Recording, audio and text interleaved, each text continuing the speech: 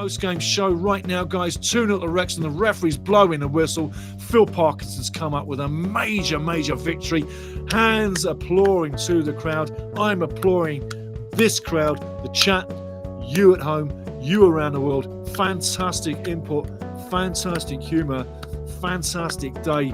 Wrexham winning it 2-0 on the day. Bristol gave everything, came in short, really came up short. Phil Parkinson's doing a bit of a jog. Getting over to Jimmy Mack, having a word, everything's good. But I tell you, what's a match. And I tell you, we'll be going into the chat pretty soon. But on the day, a game of 2 goals, one in the first half, one in the second half. Bristol will feel aggrieved to not have got a goal in this one. Decisions didn't go Bristol's way on the day. Gerhard Struber, literally, good job he's got a shaved head, because if he wasn't, he'd have a shaved head after this, because he'd have probably ripped every single strand of hair out, going ballistic with the referee. I can totally understand where he's coming from, and I totally feel for Gerhard Struber, the Bristol City coach. Like I say, wonderful fella, lots of respect for Wrexham coming into this, but on the day, he was right. It would be a match of crosses, a battle, and Wrexham really would be a tough number to break down. We have been a tough number. Bristol used everything, even players coming in slightly injured for the cause. Bristol coming up short on the day. Could it have been more? It could have been more, but it finishes 2-0. Into the stats, 48% to 51% in favour of Bristol on the day. 13 shots to 12, 3 on target for Bristol, 4 on target for Wrexham. 11 tackles, 1 for Bristol, 8 for Wrexham, 5 blocks to 3 in favour of Wrexham. 37 clearances to 20, 18 headed duels by Wrexham, 77% passing accuracy to 80% Bristol. In a match like this, that passing percentage is absolutely through the roof. 10 fouls to 8, no Dirty Bastards Club this week, 2 yellows to 1 in favour of Bristol, no red cards. And Ruben Ricardo, the referee, had a great game, and he didn't give a penalty away. Into the chat. Free Pug Show. Both my predictions were wrong. I thought 1-0 or 2-1 win. Happy to be wrong. Yeah, absolutely. To be wrong is a beautiful thing. And got to say, I thought it could be 2-1, 1-1 or 1-0. So I was wrong on the 3, but right with the win. And Nathan Broadhead's flighted goal, I tell you, it had Vitek beaten all ends up. It was absolutely a thing of beauty. But Nathan Broadhead gets a goal. He'll be quite happy. And like I say, guys, around the world, like, subscribe, get in this channel, get back for the next game, which is Blackburn. I'll be doing another pre-game, another watch-along, and another post-game, all for us, the best footballing channel on YouTube right here. We have the best people on football in YouTube right here, right there in the chat, right there watching right now. The best people on YouTube, the best football family on YouTube. That's what I tout this as. That's what I've created here, is a football family and the best football family on YouTube. Fantastic game. Everybody, to a man, had a great game. Literally, back into the chat. Angus McWhirther, thank you, Steve. Have a great one. It was a fun and educational. Back at you, buddy. Back at you. Grim Plays can't pick between Broadhead, Dobson, and AO. So all 3 are mine. Okay, between Broadhead, Dobson, and AO. So all 3 are mine. Okay, we got 3 guys winning the player of the match. Is that what you're saying? Broadhead, Dobson, and AO. If you're going clinically, I have to say you're right, but I'm going to make one addition.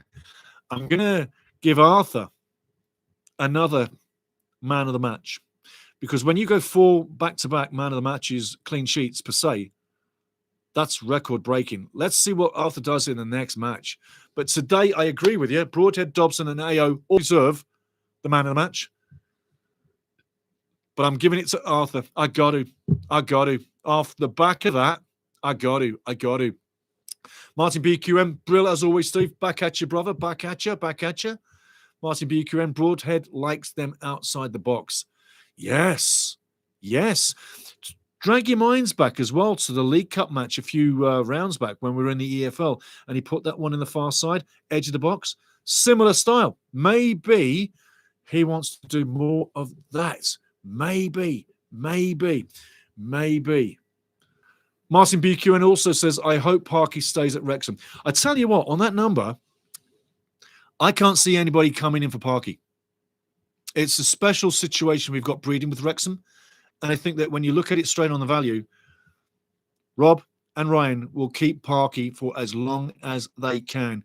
They're going to keep this family together, the nucleus in behind, what you don't see. Yeah, the boardroom, the staff, Phil's staff, the people who work at the club, the whole family in behind the scene. They're going to keep it together. That's the feeling I've got listening to Rob and Ryan over the years.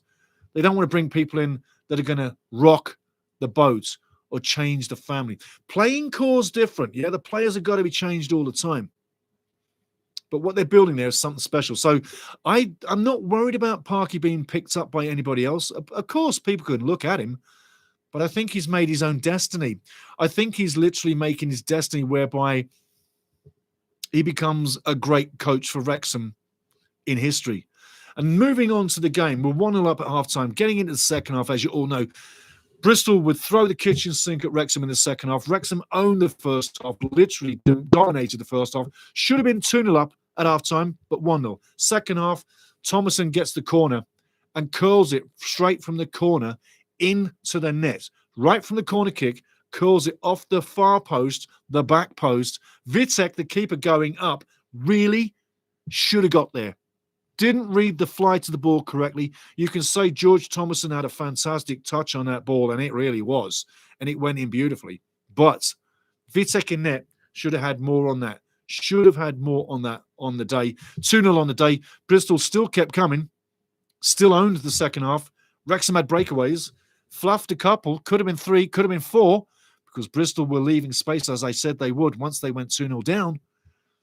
But Vitek stood tall. Timely blocks, and Bristol rode their luck. But they couldn't get anything out of the game at the end of the match. So after 90 minutes plus 5, 2-0 to Wrexham. Absolutely fantastic. Wrexham, I tell you, happy days, sitting in 10th on 25, 5 points out of second. It's amazing. 5 points out of second and 2 points out of 6. Amazing. We are a top 10 team to finish this round. Looking at the bottom, Sheffield Wednesday, Norwich, Oxford round out your bottom 3, and Sheffield United clear by 1 point. And I told you Chris Wilder would save that team. He's saving them. Watch Sheffield United now climb up the table, get some confidence, and that squad is good enough to be a top 10 team, if not challenging for a top 6 place. Watch Sheffield for the rest of the season. Absolutely phenomenal. Phenomenal. Back into the chat. We're going to close this down in 5, guys. I'm going to give you the scores on the other games too. But I've got to say, on the day, absolutely phenomenal. I'm going to walk with a smile for the rest of the week. Sheffield Wednesday 3-0 overall on the day. Portsmouth also get a red card. Blackburn losing 1-0 at home. QPR. Let's hope more bad form for Blackburn on the weekend. Millwall taking out Sheffield Wednesday 1-0. Well done, the Lions. Bristol, as you know, losing 2-0 to Wrexham on the day. And West Brom and Birmingham City still kicking around. West Brom were 1-0 up off Mauer on 12. But since then, Dutch has equalised on 78. And right now, it's 1 apiece.